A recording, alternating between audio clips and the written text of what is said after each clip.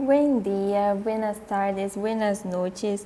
Nosotros vamos a hablar sobre el nervio olfatorio, primer par craneal, que es responsable por la conducción de los impulsos olfatorios. Bueno, ello tiene dos orígenes, un origen aparente y un origen real. La origen aparente se encontra en nivel del epitelio olfatorio en la mucosa olfatoria, que se encontra en la región superior de las cavidades nasales, que posee los neuronas que tienen prolongación en forma de cilios conocidas como dendritas, que ellos ficam así. Bueno, la origen real es más profunda. Las acciones de las neuronas olfatorias se encuentran en las haces olfatorias que atraviesan los foramen etimoidales de la lámina cribosa del hueso etimoides y, por conta de esto, se conectan en el bulbo olfatorio que se encuentra en el cerebro no lóbulo frontal. Entonces, acá nós temos a visão de um bulbo olfatório. Em la visão esquemática, conseguimos ver as suas ramas de los nervos em contacto atravessando o hueso etimoides e se conectando com o bulbo olfatório. Bueno, sobre o trayecto desde la nariz hasta el cerebro. Su trayecto empieza en el epitelio olfatorio de la mucosa nasal, que posee células receptoras del olfato.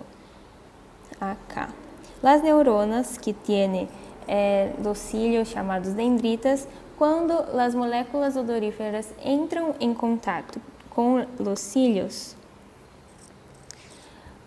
se ativa las neuronas olfatorias. Entonces, acá nós temos uma célula olfatória que adentra la nariz e tiene contacto com os dendritos de las neuronas olfatórias.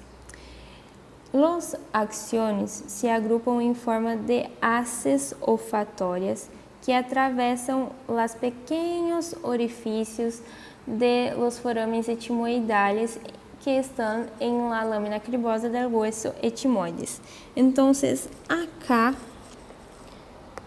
de verde nós temos as hastes atravessando los pequenos orifícios del hueso etimoides e depois de atravessar os forames se conecta ao bulbo olfatório em azul en la base del cerebro, donde ocorre o processamento inicial de las señales olfatórias.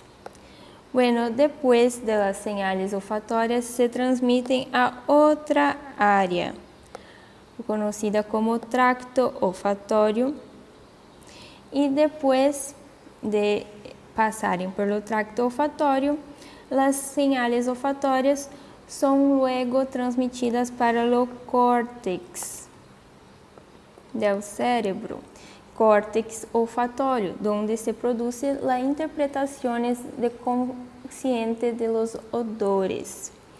Entonces, acá en este esquema, nós conseguimos ver las células olfatórias em la mucosa olfatória, uma partícula entra em contato com ela e ellas van tener los neuronas que van formar hastes que adentram los orificios del hueso etimoides, luego van para lo bulbo olfatório, que do bulbo vão para lo tracto olfatório, que assim chega em lo córtex olfatório, donde terá a interpretação consciente de los odores. Bueno, sobre las relaciones. Empieza en la lámina cribosa del hueso etimoides en rosa, acá. Después tienes relación con el bulbo olfatorio, acá. de verde, después con el tracto olfatorio y también con la corteza olfatoria. Acá, estas son las principales relaciones del nervio olfatorio. También está involucrado en conexiones con otras estructuras del sistema nervioso central, como hipotálamo, amígdalas y sistema límbico. Acá nós temos o cuerpo amidalino. Bueno, estas relaciones están relacionadas con el proceso de emociones y recuerdos asociado a olores. Bueno, sobre las funciones del nervo olfatório. Es responsável por conduzir os impulsos nervosos relacionados com o sentido do olfato. Envia informações sobre os olores detectados ao cérebro que identifica e distingue diferentes aromas. Tiene fuerte relação com o gusto, já que sem o sentido do olfato não é possível perceber corretamente o sabor de los alimentos. Las fibras nervosas também ajudam a diagnóstico precoce de algumas enfermedades neurodegenerativas. É muito importante e interessante isto, porque uma das doenças é o Parkinson. Bueno, sobre o déficit funcional, nós vamos ter a anosmia, hiposmia, disosmia, parosmia e fantosmia. Bueno, lo normal é a percepção do odor é isto. Quando tem uma perda total ou parcial do sentido do olfato, é uma anosmia.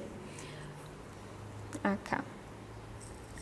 Quando tem uma alteração parcial do sentido do olfato, temos uma hiposmia. A alteração da percepção de los olores, distorção ou cambio da qualidade do odor é uma disosmia, uma distorção.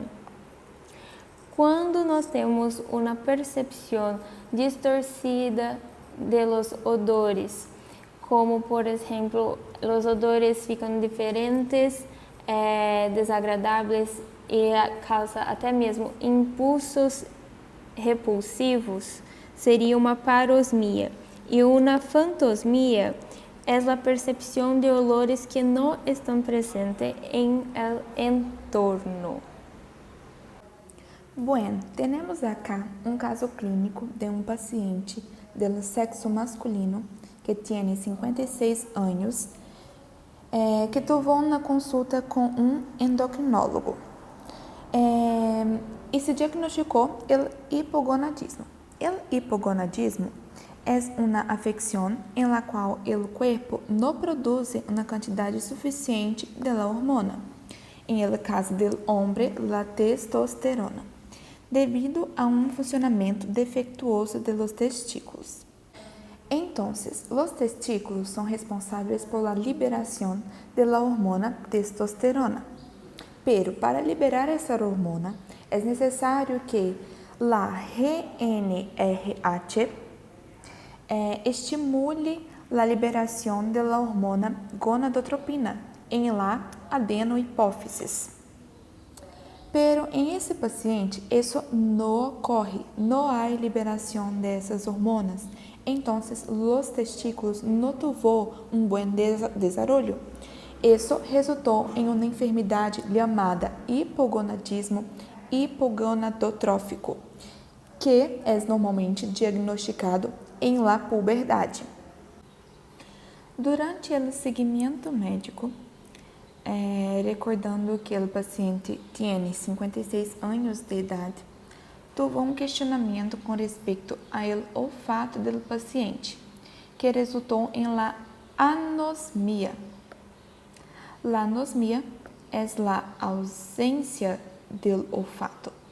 O médico então solicitou uma ressonância magnética que mostró la ausencia de los bulbos olfatorios y do surco olfatório esquerdo. Essa ausência conduziu ao diagnóstico de um síndrome raro, que é o síndrome de Kallmann. O síndrome de Kallmann é uma associação do hipogonadismo hipogonadotrófico e la anosmia, ou pode ser la hiposmia também. Então, essa associação resulta em um defeito em la migração neuronal involucrando la hormona GnRH e os nervos olfatórios para o sistema nervoso central. Por que isso ocorre? La hormona GnRH e o nervo olfatório possuem uma origem embriológica em comum. Podemos concluir que, devido a la mesma origem embriológica, as fibras do nervo olfatório e la hormona gonadotropina foram afetadas, resultando a um transtorno genético raro que é la síndrome de Kallmann.